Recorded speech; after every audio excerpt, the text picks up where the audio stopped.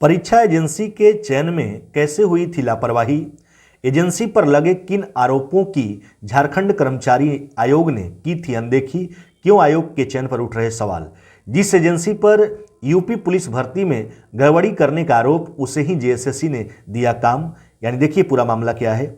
झारखंड कर्मचारी चयन आयोग जेएसएससी की सीजीएल परीक्षा 2023 के पेपर लीक मामले में बहुत बड़ी गड़बड़ी सामने आई है। इस परीक्षा के संचालन का जिम्मा जिस सतवत इंफोसोल को दिया गया था, वह ओएनजीसी और यूपी पुलिस भर्ती परीक्षा में गड़बड़ी करने का आरोपी था। हालांकि एजेंसी ने जेएसएससी को इसकी जानकारी दी थी, इसके बावजूद इसी का चयन कर लिया गया था। यानी देखिए एजेंसी जो है इसका जानकारी दिया था है ना जेएसएससी को, लेकिन उसके बावजूद भी जो है ना इसी एजेंसी को जो है यानी एग्जाम कंडक्ट करने का जिम्मा दिया गया।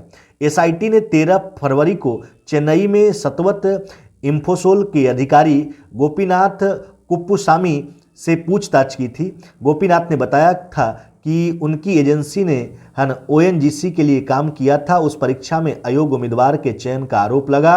एजेंसी पर यूपीएस सर्वर और नेटवर्क से जुड़ी गड़बड़ी के भी आरोप लगाए गए। फिर ब्लैकलिस्ट कर दिया गया। हालांकि बाद में देहरादून हाईकोर्ट ने ब्लैकलिस्ट करने के फैसले पर रोक लगा दी थी।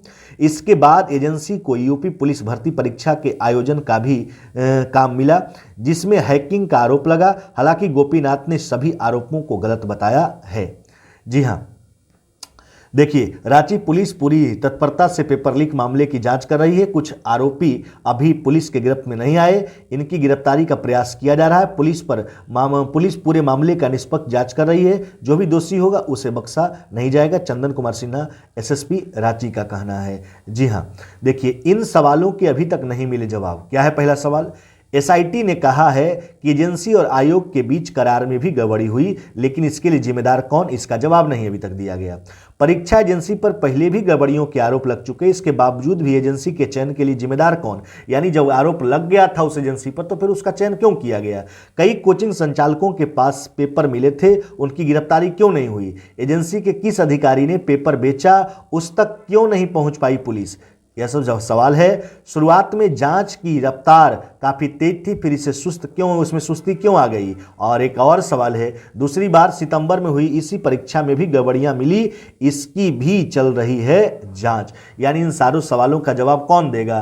स्पष्ट रूप से पता है। यानी कहने का मतलब है कि जिस एजेंसी को एग्जाम कंडक्ट कराने के लिए जेएसएससी ने चुना था, उस पर पहले से ही जो है कई आरोप लगे हुए थे, लेकिन फिर भी इस एजेंसी का चयन किया गया।